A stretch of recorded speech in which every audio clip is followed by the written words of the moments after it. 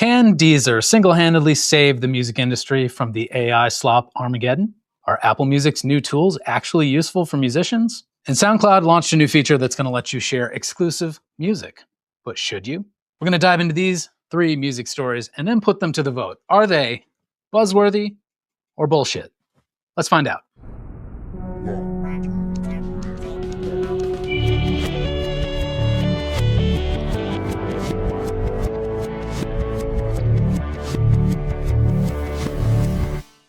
What's up and welcome to Scratch Track Reality Check. This is the place where a panel of illustrious judges, myself, Erica Parr, the co-founder of Demo, and a special guest today who you'll find out in a second. We've looked through recent music industry news so that you don't have to. We've plucked out 3 of our favorite stories.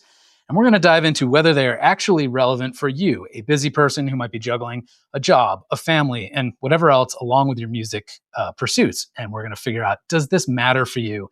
Should you focus on this, or can you just put it out of your mind? So who are our guests today? It's me, Erica Parr, as usual. And Erica, since you have worked on a book together, I'm going to let you introduce our guest. Sure. Hello, everyone. Yes, we have a really special one today, a good friend, a veteran music industry and marketing strategist. He's the author of Work Hard, Playlist Hard, which I had the pleasure to co-author the Spanish version and translate the Spanish version. He's also the founder of Steel Cadence, our indie boutique label. And apart from all of that, a great human being and artist advocate. And I'm just really, really happy to have him here today with us. There he is. Oh. Wow, there I am. Who are you? Why are you? What are you? Apparently a veteran. Does that mean I'm old now? I'll take it. Well, I've been doing this a while. It's sinking in, I think. We've both got gray in the beard now, right? That's true. Not even trying to hide it anymore. You know what? Actually, I'm going to steal one moment to say we've both worked with you. I have made music with you. Erica's made a book with you. Who are you? Well, hi, everybody. I am Mike Warner. I am coming to you from beautiful Southern California. I am Australian born. I started out as an artist myself, first and foremost, a DJ turned music producer, turned somebody who spent way too much time sending a bunch of emails, writing a bunch of things down, making a bunch of mistakes, documenting it. And then getting into so many other things that I'm sure we'll cover throughout this conversation today, but had the pleasure of making music with Chris, actually 2 different songs, with my group Date Night. Our music's out on all streaming platforms, not a shameless plug, just in case you want to actually check to see if I have released music. And Erica actually rewrote my book, Work Hard, Playlist Hard, in Spanish. Not just translated it, completely rewrote it. Did an absolutely incredible job. So super grateful to be here with 2 people that I get to call my friends, and looking forward to the conversation. Yeah, thanks for being here. So I'll explain for anyone who didn't hear our first reality check episode. We're going to talk through 3 stories. One of us will give kind of the official version, and then we'll kind of pass it around in discussion to hopefully cover what the industry thinks that this story means about them. Is this a way of propping themselves up for investment, to win over new clients, to, brandish their reputation, whatever it might be. And then we're going to take a vote at the end of each segment. Thumbs up means it's buzzworthy. Thumbs down means it's bullshit. And how we define that is not whether the story is good news or bad news, but is it something that artists will have to pay attention to moving forward? Or can they just check it off their list and be done with it? All right. Do you want to start? Erica, do you want to tell us about the first story? Sure.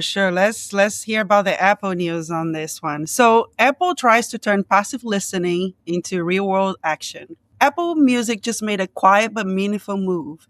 And it's not really about playlists. It's about what happens after someone listens. With some recent updates, Apple Music is trying to connect the dots between streaming your music and getting fans to show up in real life. Mike is going to give us a few more details here in a minute, but I will just give you a quick summary. First, they introduced something called New Release Insights, letting artists see in real time how the music is performing right when it drops, when that data matters most. And Apple Music is now also pushing concerts directly inside the app. If you follow an artist or even just listen to them occasionally, you will start seeing their upcoming shows and tickets links inside the app. And it doesn't stop there. Artists can also highlight set lists and tour info, essentially turning their streaming page into a live show hub. Now, on paper, that all sounds great, but the real question is, will fans actually use them inside Apple Music? Because in today's music world, we know that this is the part of the problem, is getting people to actually act on it.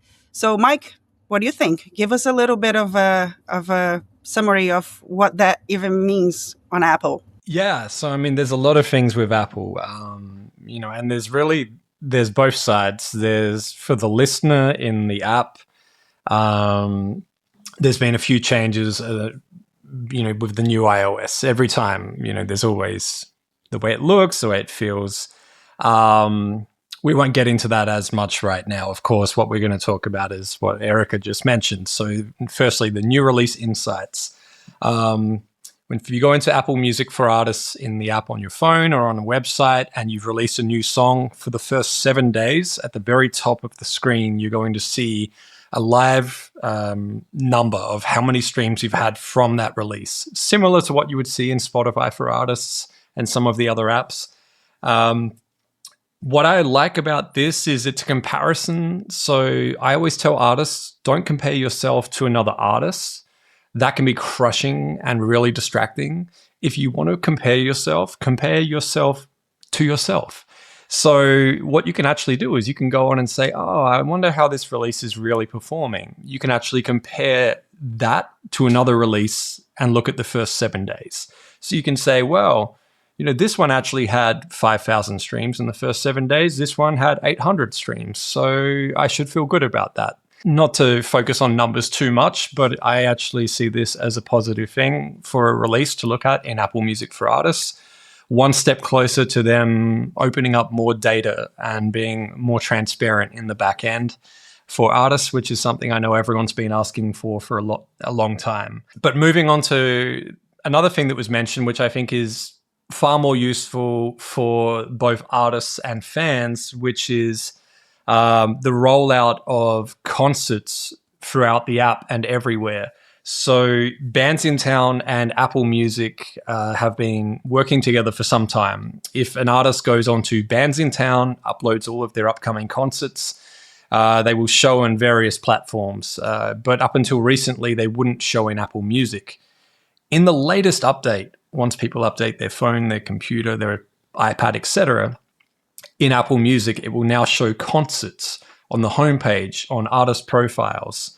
And so fans want to have an opportunity to tap that tab and see artists that they've favorited that are playing in their area, and other artists that they may not even be listening to yet that they may be interested in. So there's a lot of room for discovery there, which I think is really cool. Outside of that, Apple being Apple, they're also pushing these concerts into other places. So expect to see this appear in places like the Apple Maps app when you're looking at a venue that you might be driving past or you might be thinking about going to for a meal or a drink. They'll show you artists that are performing at that venue and they'll be linking you back to Apple Music. And I'm going to get to set lists in a second quickly. But also Shazam, they're going to start linking deeper to all of these upcoming concerts as well. So for fans, there's a lot of opportunities for discovery of artists that they know and maybe artists they've yet to discover that will be performing near them. For the artists, there's an opportunity to drive more fans to your concerts. And the last thing I'll add in here quickly is that Apple Music have had this feature for over 2 years now, I want to say, called set lists. Again, an Apple-provided tool, costs you nothing, takes minutes. As long as you've connected your Bandsintown to your Apple Music profile in Bandsintown for Artists, you can go into Apple Music for Artists. You can create a set list. It's a very official looking artist playlist. It lives on your artist profile in Apple Music. It shows up very high in search results compared to a user created playlist. It links directly to your artist profile. And it also is attached to all of your upcoming concert listings. So imagine this set list will show up when people Shazam your music. This set list is attached to those upcoming concert listings that appear in those other apps that I mentioned. This set list contains only your own music. So you're in control of what you put in there, anything that you've released. And you can go in and edit that at any time and update it. And you can have up to 100 songs in there. And you can continue to update this and you can create multiples of these. So for artists that have been saying, I wish I had like an official artist playlist on Apple Music, this is the closest you're going to get. And there's so much more opportunity for discovery just by creating one of these. So I would say that this is extremely valuable. How have you seen artists using this? Like, I'm curious because it's so tied to, it's called set list. So it's very sort of conceptually tied to live shows. Are they going and changing the order of tracks to match specific show set lists? Or is it more just like a general companion piece for their tour? So I've seen artists actually, if they have a name for their tour, then they're actually creating a set list for that specific tour. Like there's an artist that I work with called Demi the Daredevil, and he has a tour called the Trauma Core Tour. Like, I had my coffee, so I can Trauma Core Tour. Yes. So you can imagine the type of music he's doing, and it suits perfectly. And so, for that tour, like, it's a very specific set list that he's doing. And so that lives on his profile permanently. So fans can go back and relive that exact set list in that order. And then when he has another tour that he did was called American Zombie. That tour happened to be around Halloween last year. He actually leaves those set lists up for fans for that reason, so they can relive that time. And it also is a reminder of what concerts happened as part of that tour. Other artists, there's another artist that I work with called Del Campo out of Portugal. He does dance music, and he is constantly touring in various countries, and he doesn't put a specific name on his tour. He's just a constant touring artist. So his just says Del Campo's 2026 tour set list, and he's always updating it. And then next year it will become the 2027 tour set list. And he just has one that he directs everyone to, and it always links to his latest shows that he has upcoming. So, he has 6 different countries in the next 2 months already in there. The discoverability on that is really good because all of a sudden, people in all these different countries are being fed directly to this one set list that he's created. Most musicians I encounter are familiar with Bandsintown, but like, for anyone who isn't, do you have any words of advice around generally what they do and how an artist can get linked up with them? Definitely. Going on there and listing your concerts is one of the first things you can do. They do provide other tools, but the main reason why an artist would initially sign up is it's one of the main sites where you go and you list your concerts. They provide concert listings to YouTube, to Spotify, to Apple, to a number of streaming apps. Another similar provider would be Songkick as well, which has provided to some others in the past also. But Bandsintown is providing to the majority of them right now. So by going on there and signing up and adding all your upcoming gigs to there, you're making sure that you're reaching fans on a number of these platforms. That part won't cost you any money. There are some tools that they provide, which I believe may have an additional cost, but that's totally optional. But as far as what I've just mentioned, going on there, adding your concerts, claiming your profile, that you can sign up and get started and just do that as soon as possible. And I encourage every artist, if they haven't done that and you're performing, if you're performing one show every 6 months, like, it's still worth doing now.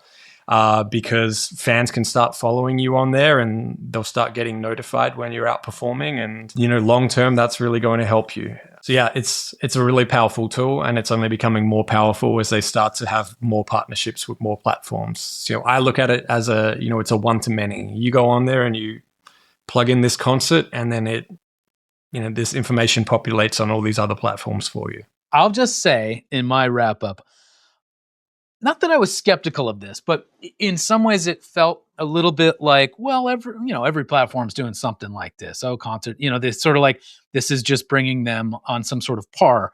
Except that you reminded me, the Shazam association is huge. And then that Maps thing you mentioned totally made me way more excited than I think I was initially. Just in terms of their ability to reach people in so many more ways than perhaps a platform like Spotify. So anyways, that I'll tip that towards, I feel like this is buzzworthy. It's not necessarily a type of thing that an artist needs to necessarily keep paying attention to all the time. It sounds like they can create the link up as long as they're feeding their shows to Bandsintown and they create a set list. They're good, right? But that's my vote. Thumbs up. Me too. And I must say, same thing. There's a few perspectives there that Mike opened when he was talking about that I haven't thought. Because yes, when you think Apple is a big ecosystem, right? And you're going to take advantage of it. So when you think beyond that and what probably will come after this, I think, and as a user, honestly, I'm pretty excited about the set list thing. It's dealing with nostalgia, right? In a few years, you can get back to a concert you attended 5 years ago or whatever. So I really feel like that could work. So yeah, I think I'm going thumbs up with this one. I think you already know my answer, but I want to answer what both of you pointed out as well. You're here precisely because we know your answer. I feel like I may have broken the rules and kind of said it in my spiel, but yeah, I just do want to add there that there's no expectation to be logging in every day to these tools, and by no means is that ever expected or even suggested. You book a tour, you go in and you plug in these shows. That's it. Unless there's any update you need to change, of course. You add your set list, you update it whenever you have a new song that you release or something like that. So there really isn't a lot of maintenance. I have artists that every time they release a new song, they go and update these and that's it. And yeah, just to, make sure everyone really got that, it's not just in one app. It's the fact that it's multiple apps that you're being discovered in as a result is what I really love about it as well. It's, people aren't even necessarily listening to music all day, but they're always looking for music. They're always, we're always being driven to music. Maybe a pun intended there. Maybe Apple could use that. But you open Maps and it's like, hey, I'm literally being driven to a gig that I wasn't planning on going to. Man, they should use that. Anyway, thumbs up. Yes. Awesome. Yeah, and I think, look at that. He's got a practical effect going guys. on. You can't see it if you're just listening, but we got fireworks from Mike. Yeah, I think if artists have the right expectations around this, this isn't a game changer in terms of going to introduce a bunch of new listeners to your ecosystem necessarily, but if you have things going on, people are already engaging, this just seems like an extra step in professionalizing your presence, connecting the dots as the intro said. So I'm into it. Our second story, I'm reading this one, right? Yes. How many AI songs per day? Two big stories are hitting the music industry at the same time, and together they paint a pretty clear picture of where things are headed. First, major music publishers, including giants like Universal and Concord, are taking AI company Anthropic to court. Their claim? It's that Anthropic used copyrighted song lyrics, potentially tens of thousands of them, to train its AI system without permission. And they're asking a judge to rule that this kind of mass copying is not fair use. And they also want something like $3 billion in damages. The final verdict is yet to be settled, but this case could set a precedent for the entire AI industry, because if the courts say that this practice is not allowed, it could force AI companies to start paying for the data they've been using for free. Now, at the exact same time, we're seeing the result of all that training show up in the wild. Streaming platform Deezer says it's getting more than 60,000 AI-generated tracks every single day. 60,000 AI tracks per day. And that's nearly 40% of all the new music uploaded to their platform. And it gets worse. Deezer says that up to 85% of the streams on those AI tracks are fraudulent, meaning bots, fake plays, and attempts to siphon money out of the royalty pool. So think about what's happening here. On one end, AI is being trained on human music, often without permission. And on the other end, it's producing a flood of new content, much of it designed not for art, but for arbitrage. And the industry is scrambling to respond. Lawsuits on one side, and the development of detection tools on the other. So Deezer has developed a couple methodologies here. One is to detect what's called synthetic content or AI-generated music. And the other tools they're developing are really about detecting artificially inflated streams, also known as fraud. So this isn't just a technology story, it's about control. Who owns the inputs, who profits from the outputs, and whether the system can survive the sheer volume of what's coming next. I will start. I don't mind. We know how deep this goes. I feel like if you work with independent artists together, one-on-one, you know how much this is impacting them, not just real life, as we're seeing with numbers, with clogging, with too much of more to have to face to, apart from all the work that they already have done and needs to do as independent artists. I don't know what to expect, but I really hope there's some kind of something happens on the side of a win for the artists on this one. I really hope, because I'm feeling like we need one.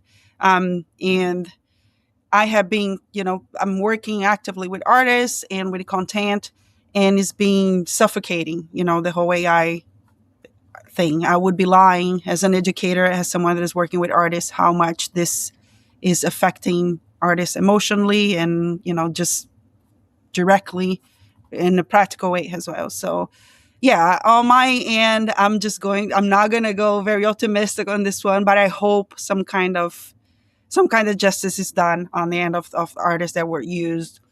And just to final here, and this is not just a thought of something that I came across on social media just yesterday. We're starting to see more consequences beyond, the volume of and the takeover, that we are seeing. I saw an artist that she had her voice lookalike and work fed to AI. An artist was created very much look like her, released song with lookalike voice and everything. And now she's receiving, claims inside of her videos on YouTube from the fake artist to her own voice, right? So I feel like things like that is going to start. We are going to see more and more new consequences from this new universe that is AI in our lives, AI in the music industry. And yeah, I don't have too many good things to say on the pro AI side. That's all on my end. I wish I could provide hope. Yeah, look, I guess I'm not going to be able to provide a solution or a lot of hope right now, but I just a few observations, I guess, more than anything, that I will share with everyone from what I've seen. We talk about these numbers about how much AI music is being delivered, and it is terrifying. And, it was only maybe 5-10 years ago that amount of music was being delivered to platforms every day before AI was even part of the picture. And now we're talking that number is AI music being delivered. A few things that I have to remind myself. Number one is majority of the listening of AI music is AI. That being said, when it is eating into that royalty pool, that is something that definitely needs to be addressed. If it was just AI listening to AI and not being taken out of, other artists' money, that would be a different thing, but it is. Something I remind myself of in the conversations I'm having, that's not even a word. In conversations I'm having with editors at the DSPs is that their job is even more important right now, because human curation is becoming more important, because they have to listen, they have to determine, is this AI or is this human created? As a result, they have to have conversations with the people that are pitching them to make sure that it in fact is human created. And then they want to get to know the artist behind the music and make sure that they are a human. So there's this human to human connection that is starting to happen again that we kind of lost for a little while there, I feel. So there's some reassurance there on that side that those opportunities will continue to exist, and knowing that there is still a human that is actively listening and curating for us that crave human-created music, and not just on the editorial side of platforms, but on the user-created playlist side. There's a lot of people that are like, hey, I want to know you before I program your music. I want to know about you. I want to know about your process. I want to connect with you before I program your music. So, we're kind of taking it a few steps back, which is nice to see. that gives me hope. You know, I mentioned the side where I don't see an immediate solution for what you initially presented before, and I certainly hope we do have something soon. But one thing that I have seen mentioned online, and you're going to see a lot of people sharing similar advice right now, is whoever you're distributing your music with, every opportunity you get, ask them what you can do to register your music beyond just delivering it. Like, you know, can I make sure that I am, you know, registering this with YouTube so that if someone else uploads it, they can't claim it because I've already uploaded it and I uploaded it first.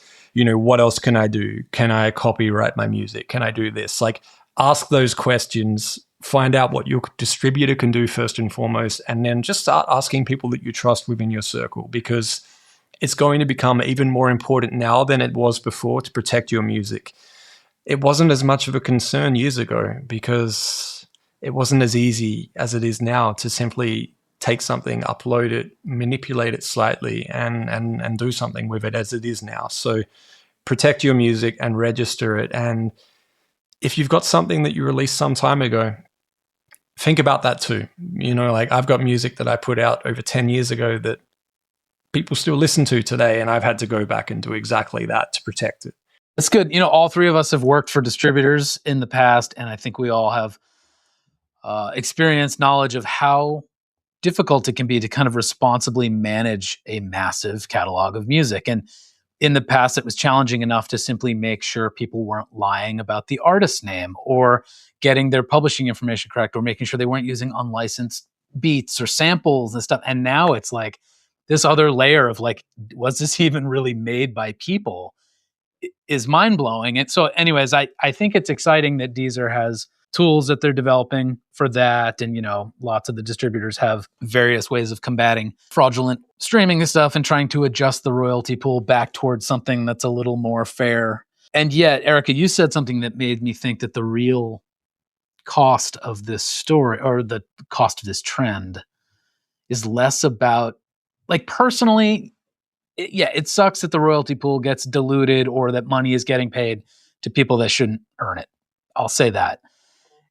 It also kind of creeps me out and seems weird that AI is listening to AI. Like, what the hell is the point of life if that's where we're at? But the thing I worry about most is what this does to the souls of human musicians, because Erica, you said like coaching artists has become sort of noticeably more, I don't know, fraught, challenging, depressing in some way. And I've been getting DMs from people on Instagram a lot lately with stories that are kind of like, hey, I'm making music, but I'm really struggling with what the point is anymore. There's so much coming out so quickly. Like, what the hell's the point? And I've been doing my best to respond in an encouraging way. And I mean that, but it is a challenge, particularly because, like, so I'll just go on a little rant here. This week, I had the most amazing musical week. On Tuesday, I rehearsed with some friends for a contra dance, 2 fiddle players.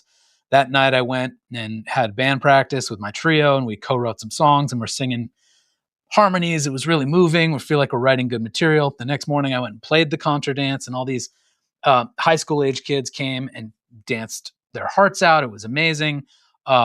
Today, I got like the last call substitution call for a piano player at a church that was sick, and I went and played some hymns at a Good Friday pageantry kind of thing. I was real nervous. The kids sang beautifully. It was so at the end of the week, I'm like, wow, I made a lot of music with a lot of humans, and it was all moving and great. Faith in humanity restored. Make music with humans, I guess, is the point. It's really moving. It's still powerful to do that. And yet so many musicians don't do that mode of music making. They make music in their computer. They make electronic music. They whatever, they don't perform live. And so they're missing that piece of what it means to be human and alive. And I worry about those people in this new world. Yeah, I hear you. And I think at the end, and I'm going to give my answer here, at the end, although is an important time to be aware of what's happening when it comes to the artist itself, the bottom line is you just need to keep building your own scene, right? You just need to keep looking at, more important than ever, to be authentic to what are you presenting, how you're presenting yourself, how you build your base, how you communicate with them, how much more human can you be, since the other side is basically, like you said, is the entire universe there. So I think when it comes down to all of this is happening, but right now, it doesn't change what you should be doing as an artist on this space, right? Building your scene, keep creating and be authentic and true to yourself, and build your strategy inside of what you can achieve, and just be truth to what you do. So more than ever, I feel like, although it's a big news when it comes to the artist itself, it doesn't change what you should already be doing, which is, believing, creating, and trying to build your scene, your own home for your fans. Okay. It's time for our very muddled ranking system for this vote, because I'll start. I think this is an extremely important story, but I'm going to vote it as bullshit, even though this makes no sense in terms of our voting. Because for exactly the reason you just said, Erica, I think if people are doing what they should be doing for their own career, making music for the right reasons and trying to find the right fans in the right places, what the hell can they do about any of this anyway? So they should put it out of their minds. That's my vote. Thumbs down. Me too. I think you can scrap that one, guys. It's either 3 of 3 or 2 of 3. I don't know what Mike's vote is yet, but he's enjoying that majority rules. They can forget about. Building the suspense here. So, I think, there's all, not to get too far into anything else here, but, there's always this concern about, like, is AI going to take over? A robot's going to take over, this and that? And it's like, how are we going to win against them? And it's simple, humans. Like, so keep creating your human music, because we fucking need it. So this story, 2 thumbs down. All right. The special 4 thumbs down for anyone not watching. Mike just made it rain on a sad little rain cloud. You guys really need to jump on the YouTube video for listening to this, because the special effects are campus. You're taking this up a whole notch. I got more. Don't worry about that. Ooh. Wait, that looks a little too AI. No, there's none of that. Oh, fantastic. All right. So let's see. Erica, do you want to read story number 3? The last story for today is SoundCloud wants to own your superfans. But should it? SoundCloud just rolled out a new feature aimed at your most dedicated fans. And at first glance, sounds like a win. It's called Follower Exclusive Releases. Fancy. The idea is simple. If someone wants to hear your new track, they have to follow you on SoundCloud first. Artists can release songs early or even keep them permanently exclusive to followers. On paper, it's about rewarding your biggest supporters, giving them access to music that the rest of the world doesn't hear yet. Demos, remixes, alternative mixes, experimental collabs, all of that and more. So what really is happening here? SoundCloud, like TikTok and Spotify, is trying to keep that relationship inside its own wall. If fans follow you there, SoundCloud owns the connection, the data, the communication channel. And that's the trade-off. Yes, it's easier. Yes, it's built in. It's practical, but it's also one more layer between you and the actual owning your audience. So the future isn't really about exclusivity. It's about control. So what's going on here, guys? Who's going first? That intro was a little biased there. Okay, I wrote the intro, so my bias. Let's just put that out there. Yeah, if this was a court of law, it would have been like, objection, leading the witness. But go ahead. Now you're just going to put me on full screen for anyone that's watching along right after that. Okay. I know there's 2 parts to this. I really like the idea of rewarding fans and super fans. I wish it didn't have to happen within an app where the app owned the relationship as such, but I still think it is a cool idea and a positive step. Not to bring another story into this story, but you know what? Like I'm here to break the rules. Tidal actually did something similar at this same time, where there was a Jay-Z concert that sold out. There were no more tickets available, and then Tidal sent out an email and said, guess what? If you're one of Jay-Z's top listeners in the app, check your email and register through this link because we have extra tickets available and we're going to send you a link possibly to buy a ticket as a reward. So, there's this potential for apps to reward fans different ways. Like Spotify have done this where they've had private concerts where they'll find an artist's top super fans in their city because Spotify have all your data, and they'll send an email and they'll say, hey, you live here, you're one of this artist's first fans, and they're still one of their top listeners, want to come to this concert in this location, here's a free ticket. So SoundCloud doing this, I think it's really cool. I don't think it's new, but I don't think there's any harm in it. I think it's a cool idea, and I like the idea of being able to do that and say, hey, if you follow me, you get access to something. But yeah, I mean, let's be real. Like it's gated in a way. It's like when we used to put follow me to get access to a free download, or follow me to get this or whatever. Like it's this kind of thing has been happening for years. Yeah, my take was basically what you just said. Like, it's nothing new. In a way, we've already been using SoundCloud to do something like this. Like, you park your demos or your new album before it's released and you share it to press or whatever with, I forget the exact mechanism on SoundCloud, but essentially it's like private or unlisted content. You could do the same thing on YouTube. It's like we've already been doing this, and this is, I suppose it's cool that they've made it easier and official. And yet I would much prefer to see artists doing the thing you just mentioned of do this to get this. But what I think that should be is give me your email on my own website to get whatever the prize is, so that the artist immediately owns the relationship. And you can facilitate this exact same process on your own website. You just basically need a landing page, place to collect the email, some, fancy text to say what the person's going to get and why they should give you the email, and then a mechanism to deliver the thing to them, which could be as simple as once they give you the email, they just get redirected to another hidden page with the prize. And that I feel like is way preferable than trying to send people to SoundCloud, because what percentage of your overall listeners are going to be on SoundCloud with accounts? Who cares? Wouldn't you rather own the relationship? Is my bias, which I guess was all over the way I wrote the story. Yeah, I believe I agree. I think, like Mike pointed, is a tool is there. If it's easy enough, right now activate, why not use it? But at the same time, again, as a user, someone that also consumes music, that like to know, like be closer. I'm all for those exclusive. I'm always there on those moments that you want to get a gift. I am that listener, that follower, that fan. But there's so much right now. There's so much, when you look at it, how much of that is going to translate in actual. Obviously, if they partner with a bigger artist and they make it so it's popular, we've seen that before. But something becomes popular because a big name use it, and then you feel like you need to be there because the next big chance you need to be part of it too.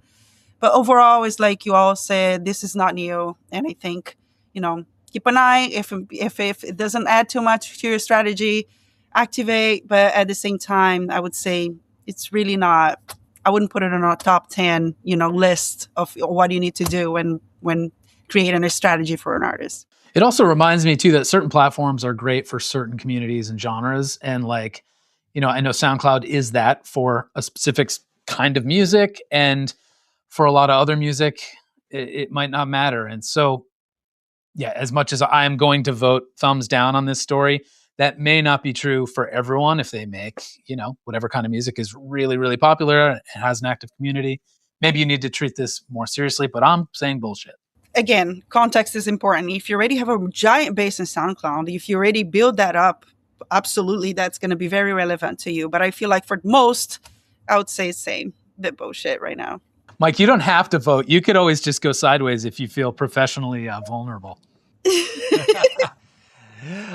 I would just say, look, fans are going to listen on whatever app they're going to listen on. They're not going to open up another app just for you and just for one song. That's ridiculous. no matter what level you're at. I mean, we've seen this with Taylor Swift and Jay-Z level over the years, and other artists who I won't mention at the moment, let's say, but like people just aren't going to do it for you. So, don't take that personally, no matter what level you're at. They're just not going to do it for you. So SoundCloud, does have some really strong features that I do love, and I do love the team there. But in this case, bullshit. All right. So in review, you don't have to worry about SoundCloud exclusive music. You should be doing that on your own website in exchange for an email. You don't need to worry about AI music, because what the hell can you do anyways? You should build your fans directly because you're making super awesome music that you love making because it means something to you. And so that means the only thing artists need to do is get into Apple Music and Bandsintown, link up their shows and their Apple Music profile, create what's it called? A set list playlist? Actually, just a set list. So that's all you got to worry about this week. Get back into your Apple Music account. Apple Music for artists, I should say. All right. Well, thanks for being here, Mike. Do you want to tell people like what you're working on in life, or any way they should get in touch with you if they want to follow your adventures? I wear many different hats, but you can keep up with me at askmikewarner.com, and that's my handle on all social media. I have a label called Still Cadence, which is mostly focused on instrumental leaning music, working with talented artists, solo pianists, harp players, acoustic guitarists. So if you're into more the chill side of music, that's what I'm doing. And then outside of that, I also work hands-on with artists in a number of other genres, providing myself as more of a artist and label services person directly. And then I do a few other things that get me out to different colleges and music conferences and stuff, which I love to do as well. So if you ever see me out and about, come say hi. Believe it or not, I'm actually a pretty shy person. So if you come say hi to me, I'll talk your ear off. But I probably won't come up to you first and say hi. You'll see me in the corner cowering. But this has been super fun. I'm so glad we did this. Yeah, thanks so much. I hope we get to meet up in the real world sometime soon. It's been a bit. Yes, thank you so much, Mike, for being here today. It was fun to have you. Well, thanks for listening, everybody. We're going to try and do these every couple weeks. And so, do the thing, subscribe, like, comment, whatever. Tell us what news stories you are obsessed with or really pissed about because you're sick of hearing them. And we'll try to address that in the future. Thank you, guys.